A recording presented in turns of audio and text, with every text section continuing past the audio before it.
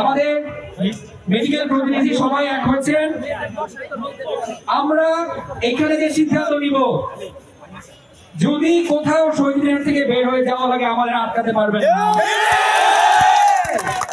শহীদ মিনার থেকে যদি বের হই আমাদের কেউ আটকাতে পারবেন না। আর মাত্র 1 ঘন্টা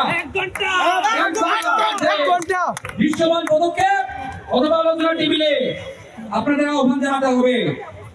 দেখিয়ে আন্দোলন বন্ধ করা যাবে না, হুমকি দিয়ে আন্দোলন বন্ধ করা যাবে না, দালালেরা দেখিয়ে আন্দোলন বন্ধ করা যাবে না, হুমকি দিয়ে আন্দোলন বন্ধ করা যাবে না, দালালেরা